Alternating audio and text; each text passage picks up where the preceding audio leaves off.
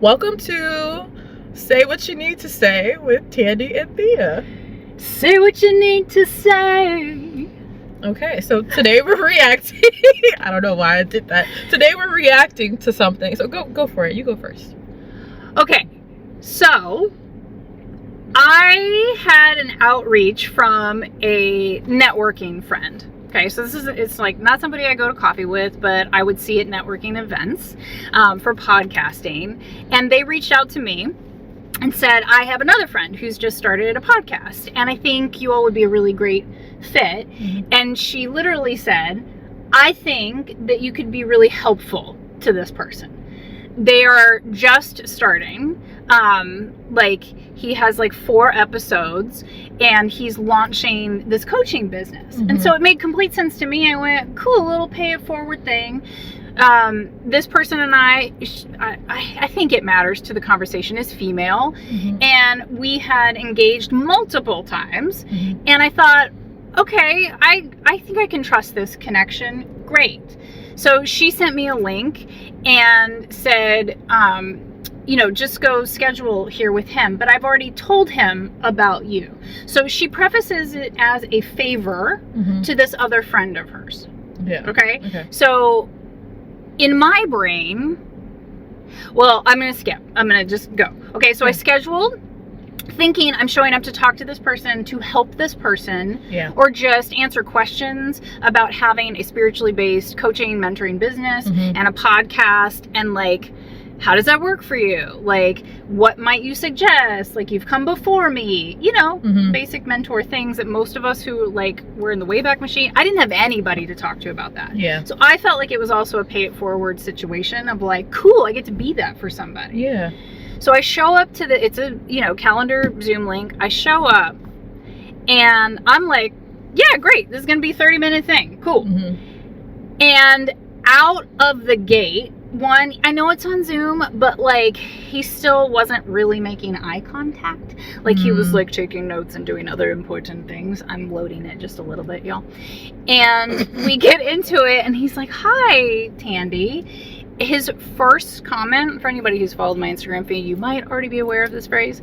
He goes, so, tell me about yourself.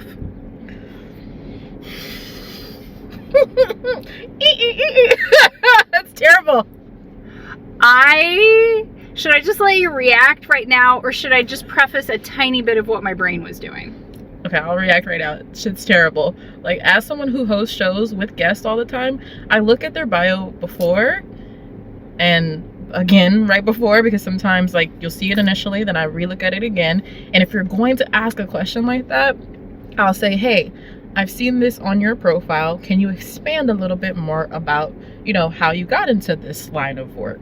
There's so many other questions than tell me about yourself. So I hate that phrase with a passion. Yes. I think it is the quintessential red flag, even if it's the she's, the gays, the theys, mm-hmm. whoever's using that phrase, I think it is quintessentially patriarchal mm-hmm. of tap dance for me.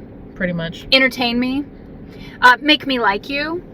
Mm-hmm. Please me. Yeah, pretty much. Right? Mm-hmm. And so I immediately am like, whoop, whoop, but also human mm-hmm. in a networking situation. There is a kinesthetic autopilot. Yeah. So I had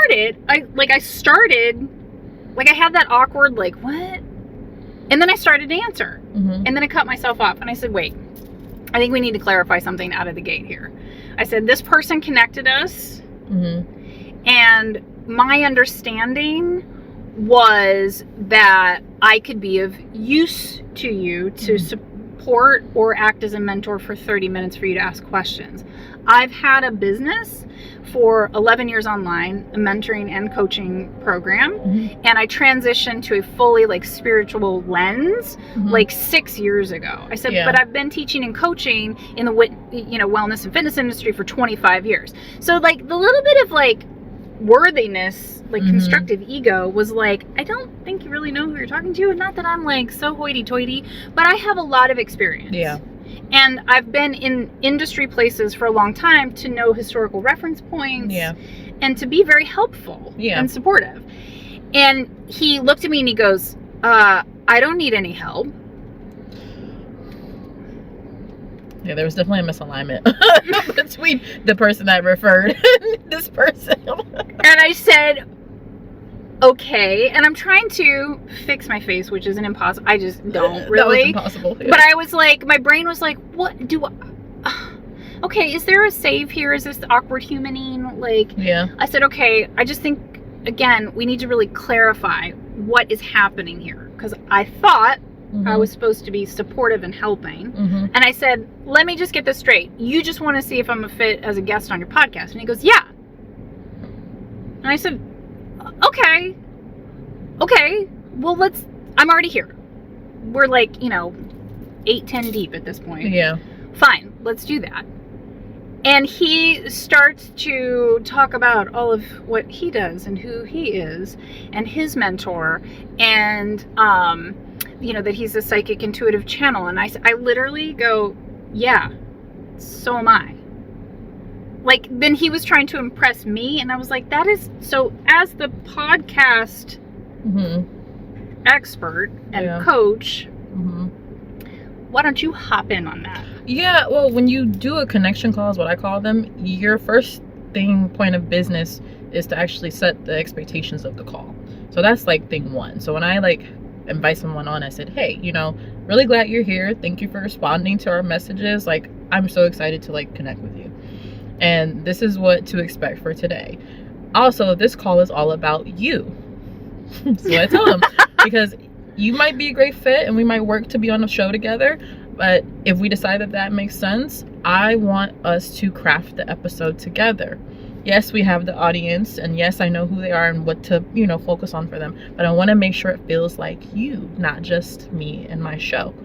And they're like, oh, okay. And that makes them feel important because they are. You asked them to be on your show for a reason, right? So you set that expectation. And then the pivot is, okay, we'll also talk about you. So I'm gonna ask you some questions, and then I'll give you a rundown of what our show is about, and then we can decide if we're gonna collaborate or not, and then we can collaborate to figure out what the content will be about. And then from there, you can schedule your recording session after that.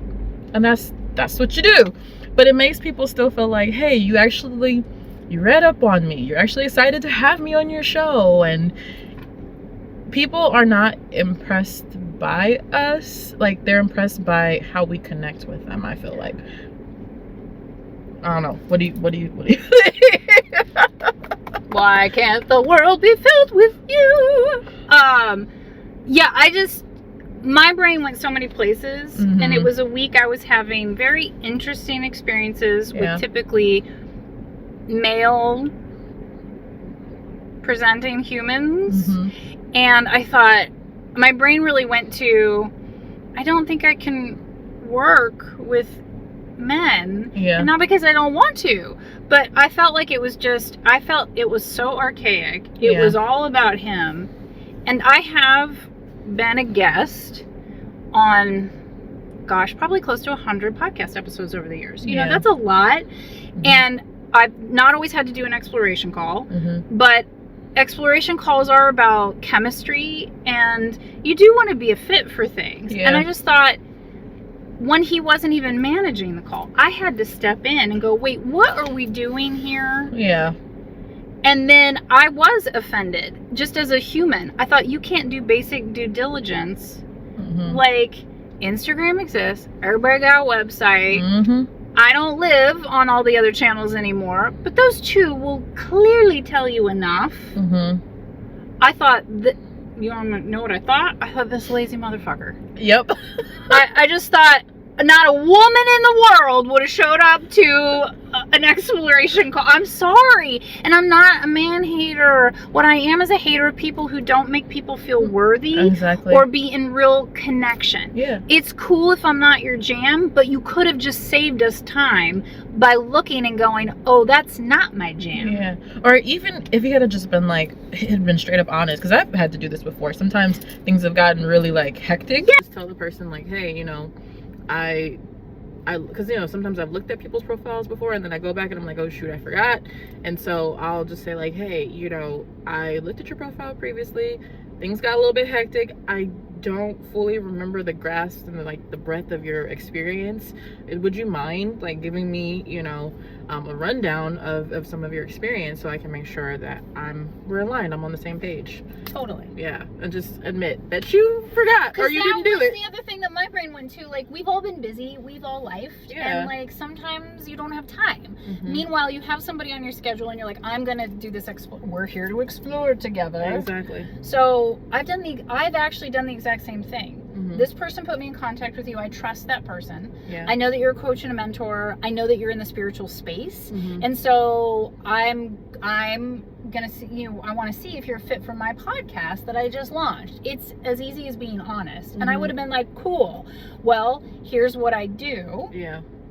So then I get through, like, mostly I help people dismantle internalized patriarchy. I mean, I don't hide it anymore, y'all. This is my line of work. It's in my Instagram bio right up front. And if you look at the website, it's the first thing on the page too. Yeah, like, it is in your bio. Actually, I went and it's reread your bio literally the in my other bio. day. Yeah. Like, because I went rounds about this of like, might as well just tell people what I do, and not waste any more time. Like, I don't want to waste time. Yeah. And if that repels somebody, then that's wasting everybody's time. I'm not a fit. And so, for those of you who don't know, like, I started off that I taught online as a movement practice solely. Then we added the food component, like the wellness component. Started off as fitness, moved into wellness, right? And then made that transition to spirituality of adding the tarot readings. I'd always macro-microcycled everything to the lunar cycle. So it always had a spiritual component behind the scenes, but it took a few years before I put it in the front end of it. So it really does cover the gamut. There's a lot to offer and a lot to talk about. Yeah. So he and I get through the call. I was like, oh my God. So I'm going to say shady shit because that's what we do here. Was that I sound like a man hater, and I am not. No, I love men. It's not that. But it was a quintessentially white male, cis-het, gender normative experience. Like, it doesn't matter if you teach spiritual practices or if you're into the tarot or lunar cycles, you can still be super toxic, super patriarchal.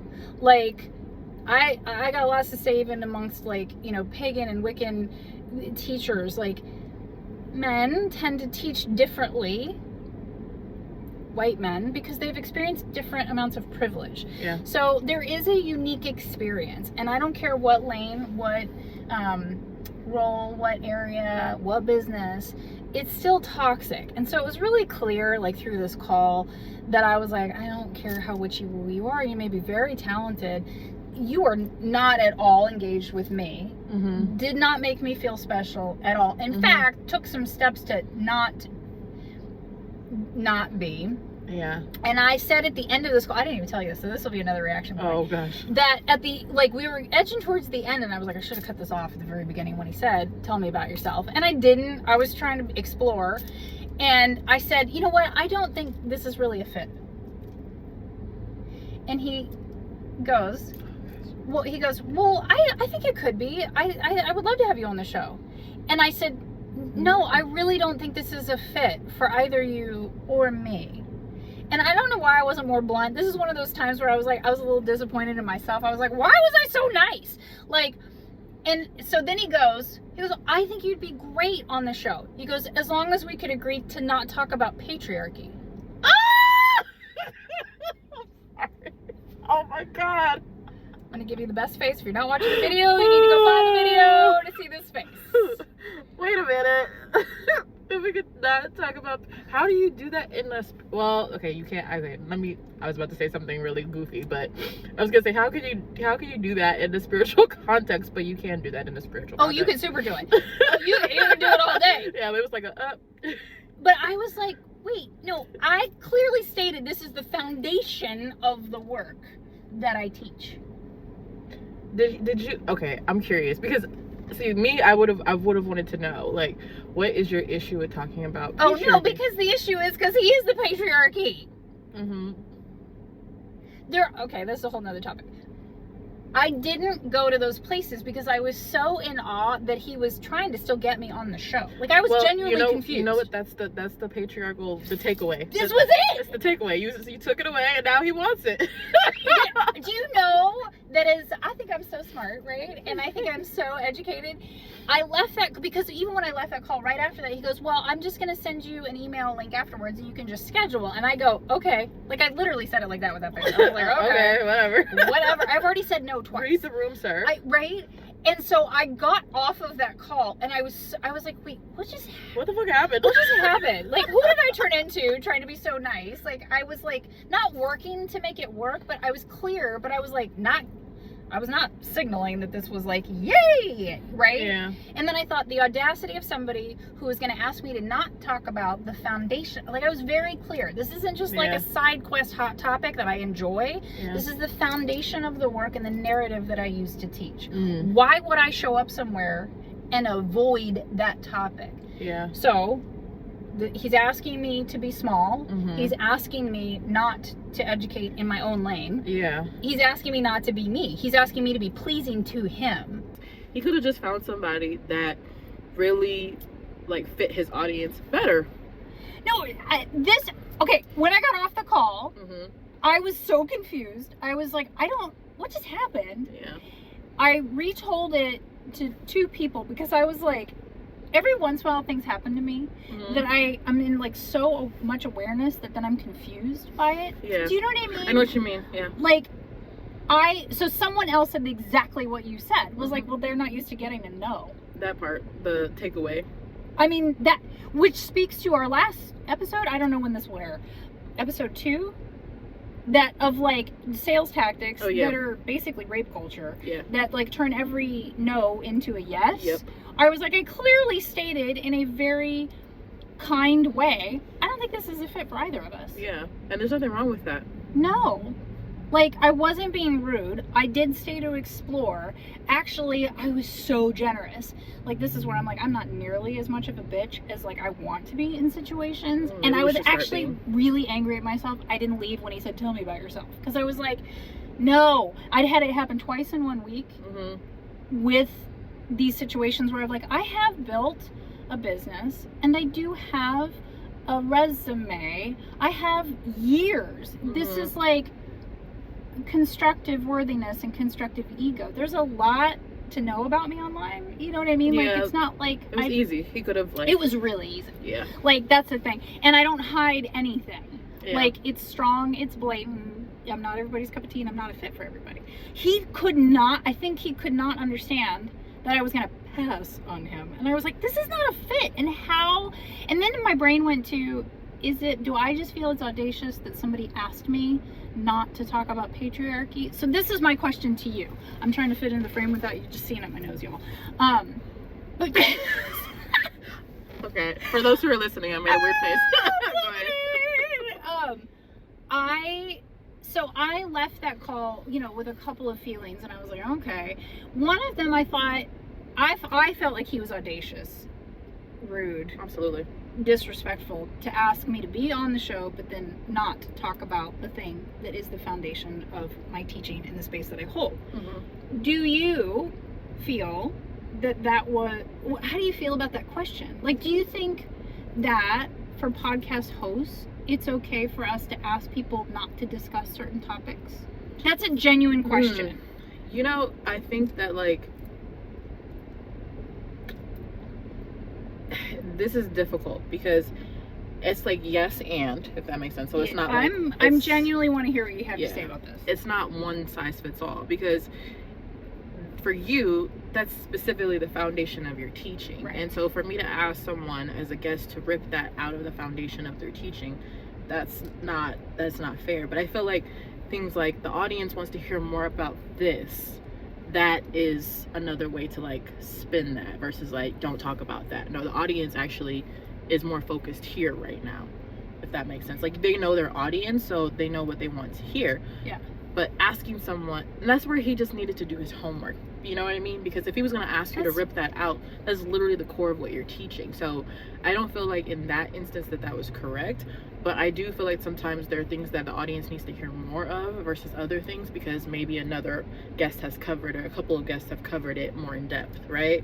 But to ask someone to rip out the core of what they teach, it's not a fit. Because it was a similar experience in the same week. So the universe had some really interesting lessons for me in that week. They were like, are you going to say yes to these things? Are you going to do these things? Do you know what I mean? Yeah. And I was like, no, because I agree with you. I think that had he said exactly as you're saying, I'm just reflecting it because I agree with you, that my audience is more interested in this. What I wanted to bring to them with you as a guest was the fitness component in alignment to the lunar and astrological cycles. Can we focus on that? It's only 20 minutes. Yeah.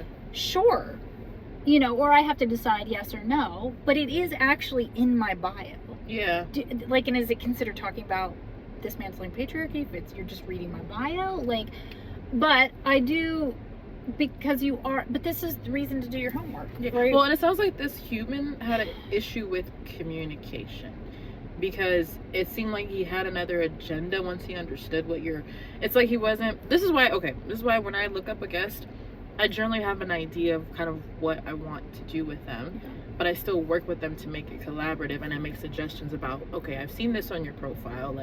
Like one of my guests, actually, she has a book of poetry, and I asked her, I was like, how would you feel about reading one of your poems on the show? Because I know sometimes that's giving away free content. That's why I had to make sure she was okay with it. I said, or a poem that's one of your favorite poems that inspired this book, and we can share our favorite poems. And so that's what we're gonna do. But asking those questions, like, I had an idea of what I wanted to do with her, but does that go against her principles, like of not sharing from her book because she's trying to sell her, but there's considerations. And so he just didn't do his homework, so he didn't have a way to pivot and ask the proper questions. Well, and he didn't do the work in the exploration call either, because I have definitely skated into an exploration call and gone, I didn't read everything in depth. I looked at this, I looked at that, and I think this is where we might go. Exactly. But I'm hearing you say these other things. I love that. Could we go deeper into that? I think my audience, it was like he didn't know his audience, which I get it. He's 4 episodes in, and I understand that. But what I was saying is I had 2 experiences in the same week. That in spiritual places, spiritual communities, networks, that they invited me to do something. And then they were clear about their parameters, okay? So these were parameters they'd already thought about. It wasn't in reaction or response to me. Yeah. But they stated very clearly, we are not discussing politics. Okay. And I thought, it was like a lighter touch. I did decline it because I felt like, well, the work I teach is inherently political. And I have real trouble with spiritualists, now we're kind of on a different topic, of we're spiritual but we're not political. I'm like, the personal is political, and we don't have to have a political show, but also you're telling me what I can and can't talk about. Yeah. I think that's a little different, because that's very specific. It would be okay, inviting a politician onto a call and telling them they can't talk about politics. That's where I feel like that kind of lines up with. But political, see, this is where it's we're going into different territory now. Political, I feel like because of some of the things that are going on in the world, they don't want to get down a rabbit hole of policy and of administration, which is what but they could have been clearer about what political meant, because but also I don't think people know what political means in terms of your work. See, this is where it's do they know, and have they done their homework? I think that's the biggest thing. Do your homework, save yourself time, save the other person time. Also, the whole interaction is inherently patriarchal because of the fact that it's we're leaving it up to other people to do the work for us. And that's really the biggest takeaway that I've got from these 2 scenarios. In patriarchy, which we haven't done an episode yet that breaks it down, but it's a system, right? Patriarchy is a system. There are rules and there are steps to the system. Yeah. And one of the steps, rules, parameters of patriarchy, one is power. Somebody has to be on top. Yeah. That means other people have to be lesser than. Yeah. And 2 is limiting female education. Yep. So I feel like you know, listen, dear listeners, you know, like, you may be like, well, Dearest gentle readers. right, totally. Like, I know my lanes and I understand them, and I declined both of these things because they were clearly not a fit. They were asking me to bypass boundaries I have clearly set in place. Yeah. But so this is a reminder to anyone who's listening. So the mentees and, you know, clients I work with a lot, and even friendships, you have to remind yourself and others that when you're in an exploration call, even if you're trying to be the guest, especially if you need to use discernment and decide if it's a fit for you also. Yeah. Because both of these parties felt like I was a fit, and they both wanted me in their spaces. They wanted to use you. They wanted to use me. And I was like, nope. Not today, Satan. Not today. Had Satan invited me, I would have gone. Oh my god. I'm gonna take that out. I'm just kidding. Not really. I mean, the birth of the patriarchy is the writing of the book of Genesis. So, accurate. I mean, yes. So that was, I had a, Yeah, I think it's like, it's when it comes to the core of somebody's teaching, that's when it's difficult. And just do your homework. I feel like that's with anything though. It's not just with like podcasts. It's with any type of business transaction, with any type of favor or like connection, and even with people you know, like you were saying, with people you know. Like I still do. We did a connection call when you were on Goddesshood, right? Or totally. Yeah. Friends of mine that come on my podcast, we still do an exploration call or a meeting because friendship is different than the business part. Yeah. So I just think it seems like he wanted you to do, or these people wanted you to do their homework for them, and carry more of the load instead of them doing the due diligence for their show. And I can't emphasize this enough. You are in control of your show, right? And so you have to really do your homework and do your due diligence, and you tell your guests what's up, and you connect and see if it's the right fit, and you make the judgment calls. Everybody doesn't need to be on your show, and it's okay to turn people down. I have turned people down. I have turned people down, and also, okay, this is not, okay, maybe not this episode. I'll tell that on another episode. But in all scenarios, I've turned people down for all kinds of things. All kinds of scenarios. So it's okay to like get to the recording and midway realize, you know what, this isn't a fit, and that's really difficult. I will not let it completely ADHD side quest, but I will offer that I recorded an entire podcast, an hour long, with someone of notability in the spiritual community who has published multiple books, and I decided not to publish it. I got through the whole thing, and it was another one of those, I should have stopped it early on. I had done an exploration call with this person, but there were some answers that were too complicated I didn't feel safe publishing it in my community, I'll put it that way. So there are a lot of places you can say no in different ways, and this person did ask me for feedback, and I did not offer it because I did not want to get into it. You know, okay, can we side quest actually a little bit? Because I was asked for feedback recently from people that I've already given feedback to, and I did not understand that. Like they wanted me to give a testimonial. I said no, because it's not in integrity, it's not in alignment right now for having been on their show. And then they asked for feedback about it after like we'd literally had a post interview conversation about the episode itself. So can you like, what is this? That's some privilege is what that is. Okay. I do. I think it's privilege. I think that you did give feedback. It was substantial. You had some additional dialogue about that episode. I think an email and a phone call and an actual phone call. And I think this is another version. So, you know, misogyny and patriarchy lives in everyone because it's a patriarchal culture. And I'm crass, but I'm like, you don't need a penis in order to be patriarchal. Well, this is true. And often, this is what's interesting is the stories I'm telling today were focused on white men, experiences with white men. Historically, my experiences with men have actually been better than with women. And there is a certain generation, unfortunately, of women who are gosh, they are the like masters of patriarchal misogyny. And I think that this is a variation of they can't take no. Like, they want to be pleased. They want to understand. And they're gonna guise it, dress it up, gussy it up, what I call jazz hands, into it being feedback so that we can learn. When really they could have just learned the first fucking time. Well, there's that. Okay, sorry. That was my intrusive thoughts. No, that's the real voice. That's what we do around here. Well, I mean, I think people need to hear that, like, when you're like, I already said this. Like, we already spent more of my life than I needed to or wanted to help you learn, to help you understand. And what I know about both you and I is that we are educators and helpers at heart, that we often give too much, and we are still doing too much education and emotional labor for other people. But our goal is to help people understand, is to help everybody be more included and more diverse, and also just go, that didn't feel good, and I just need you to know that, so you have a choice to perhaps not do that again. So I think that because when you said they asked for a testimonial, I was like, what in their right mind in what world you were going to give them a glowing testimonial, and that you passed, said it wouldn't be in integrity, and then they need more answers. So personally, I think this is white privilege. I think that this is people want to understand.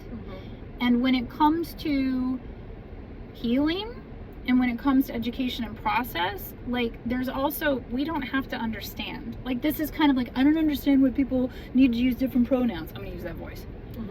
You don't need to understand it. What you need to do is accept it and navigate. Right? We don't always get the answers that we want. That's just life. I mean, that is just life. We are not going to understand everything. Like, the things we get to understand are great. So I just feel like that's like the dude trying to press me, like, I said twice, I don't think this is a fit. Like, and rather than just saying, like, fuck no, like, I was like, I don't think this is a fit. He was trying to push for the yes because he's not used to hearing no. I think that, said lovingly, white women also are accustomed to women being saccharine and nice. Like, niceness is a whole nother topic, but I was being nice. Nice doesn't make it right. Nice doesn't make it okay. Nice, I'd rather somebody be crazy ass, like, mean and clear. I don't like nice. I'm gonna have to link this in the show notes, but when I did the Breakup With podcast, I have a episode. I was re-listening to it literally a couple days ago, and it's breakup with the fake nice guy, fake nice girl shit. Because fuck off! Like, but I was being nice about it. I was trying to be nice. Well, it was dumb. Okay, that was super rude and not okay. But like, no, but for real, like, when I hear people when I was talking about it, it was in context of dating in that episode. But it's a trigger when someone is like, "But I was nice to so and so," and I always kind of like shriek back. Right? Because, you're like, ooh. Because why were you being like? What's the true motive or intention behind the like fake niceness? Yeah, you know, totally. It's not so real. I feel like I'm still trying earnestly to navigate my edges between being courteous and professional and clear with people and being socially acceptable. I have no problem being clear, and I never have, but I've been labeled a bitch, and people think I'm so egocentric. I'm like, no, I'm just very clear. I'm not going to do something I don't want to do, or that's out of integrity, or if I feel like somebody's being pushy. Like, the answer is no. And so I'm constantly, as a human, like, on that call, I was like in my head going, I was like, I'm not trying to please this person, but I was also, it was a connection from somebody else. I didn't need to be rude, but I wasn't being nice, but I was trying to navigate in a middle lane of courteousness. I don't think this is a fit right now. That's all. Yeah, that's true. That's accurate. You know, so I think that the women coming back for the podcast that was a hot mess. I just think that's their version of, they don't know how to take a no, and they expect people to just be nice because we had you on our show. Well, I appreciate that, and I thanked you for that. We also had dialogue about how I don't love how it was presented or what's out in the world right now. So no. Absolutely. And I'm also being courteous by responding to you and being clear. It's out of integrity. I didn't enjoy it. I did not. So I could write one that was sassy, and you won't publish it, and that'll waste everybody's time. Absolutely. Absolutely. And I still haven't responded, y'all, just so you know. She don't need to. Because I'm not going to. Like, I already said what I needed to say. I said what I needed to say. And it ain't changing. And she don't need to waste any more energy or time on it. And no, silence is an answer. Yeah. Y'all. I really like what you said a moment ago, and I just don't want to breeze by it, where you said, you know, that you and I, like, struggle with, like, the balance between doing emotional labor because we want to educate and, like, telling people, like, no, you know, a lot of times. Yeah. And do you have any words of wisdom for the audience about, like, when to, like, feel, because, you know, I think connecting it back to the nervous system, because that's a part of your work, like, is there anything or signs that people can pay attention to like guide them in that process a little bit? I have two. Okay. One is, I'm a big fan, like with my mentees and myself, of if you're still sitting and stewing uncomfortable energy after 4 days, that's my parameter of it, that there is a way to communicate and educate or create clarity for yourself, often after the fact. And I think there's a lot of us who think that if we didn't do it in the moment, we can't go back. Now, you can't turn back the clock, but there's a lot of late, you know, processors. Yeah. Life is complicated, and things happen in moments where you're like, I don't know what just happened. Like, even me, I was like, I don't know what just happened. So I think that we forget that if we feel like we need to say something, like we need to stand up for ourselves, or there was a microaggression or a blatant, you know, aggression against anything that we wish to protect and wished hadn't have occurred, we do have some, you know, email, we do have direct messages. You can still reach out to somebody. Yeah.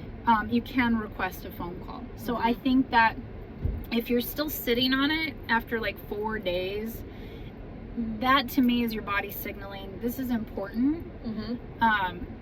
You should say something about it if you can do that in safe ways, right? Like, if it doesn't put you in jeopardy to do so, then I think that's a yes. I'm glad that you said that, because I've seen a lot in, like, different posts on Instagram and in the comments and stuff where people are like, I wish I could find the post, but there was one where people were like, well, if you didn't say something after all this time, blah, blah, blah, blah, then that's on you. Like, it's very kind of privileged to be able to, like, have the emotional capacity and bandwidth all the time to be able to, like, speak up on those things in the moment.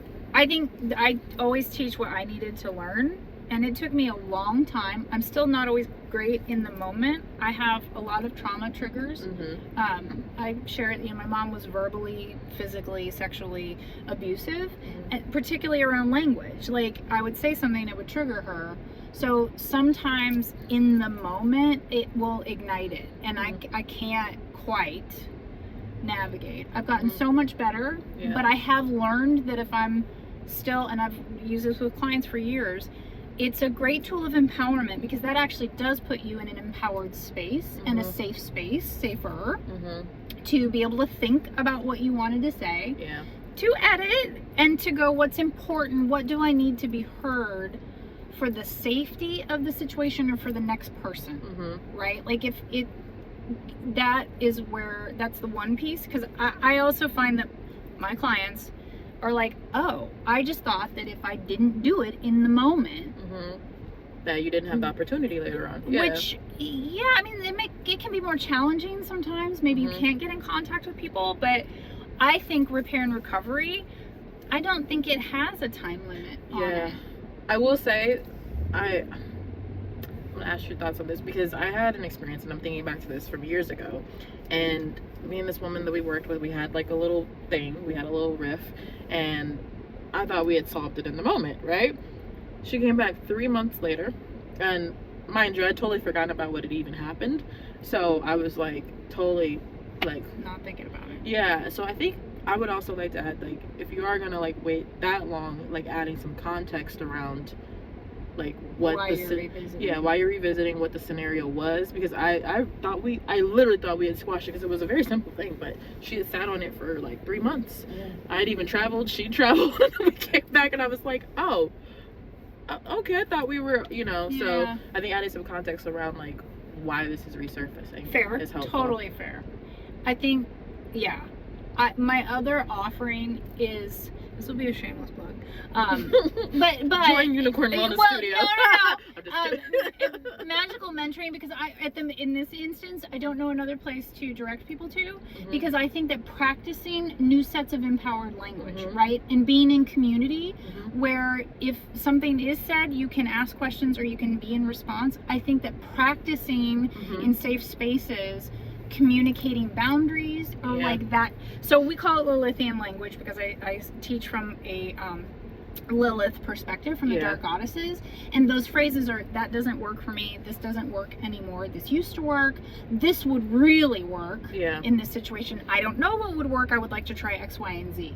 And so I think it's important to shift language, tools, and tactics so that you can be better supported, resourced in the moment. Because responding in the moment means that you do have to be able to identify what was going south, that you have to have language around communicating it, and you have to be making these very quick decisions of, is it okay? Am I comfortable with this person not liking me or this relationship being broken?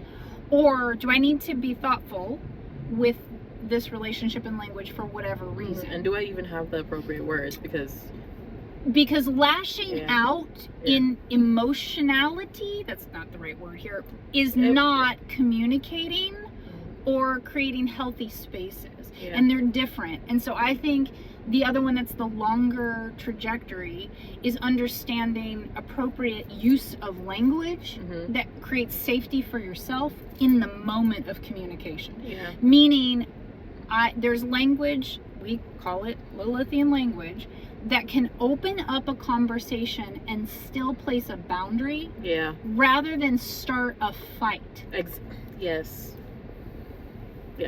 And that is just a much longer thing, and you'd be like, could you explain that to me? What does that sound like? We can talk about that in the next episode, I think. Yeah, because it's a longer process. You have to learn. It's techniques and tools. It's resourcing, and it takes practice. It does. Yeah. I mean, when in doubt, say you need a moment, and you can respond when you've had a moment. Because that's how I roll. Because in the moment, the Aries rising in me and the Capricorn sun want to say, fuck you, fuck what you're saying, I don't agree, you're coming at me crazy. But the Libra moon harmony is like, bitch, go chill, sit out somewhere and balance yourself out and come back when you can actually respond in a way that's conducive to maintaining the friendship, like in the relationship or the working, whatever it is, because I will burn this bitch down, but I choose not to. And so when in doubt, I just say like, hey, I need a minute, because the power of the pause. I need a moment. I don't know when that moment's gonna be up, but I need a moment.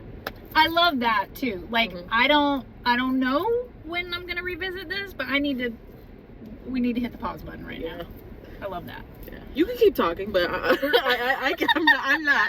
I'm gonna be quiet. But I'm done listening. No, I'm gonna listen, but I'm gonna be quiet because she's gonna listen and take notes. Just pretty much, She keeps receipts, y'all. I'm a journaler for a reason, because it helps work my thoughts out. My journals are so aggressive, and it's perfect because then, like, when I go to talk to somebody or myself, it's something. Okay, I'm gonna tell you guys a line from my journal that I wrote to myself. It said, "You need to stop trying to save every damn body and go save your damn self." It's so aggressive, but when but it's actually not. Well, it's like more direct than what I would say to somebody else, right? But like that's how the raw thoughts are in the journal, and then I can go process and be a normal human with somebody, and not let my trauma like pop off or jump off, you know? Yep. Yeah. I think that's a good place to. I try. Oh, to end? Yes. Okay, bye guys. Today's episode's been a lot. It has a lot of technical stuff, but we got through it, and we'll see you guys next time. We love you.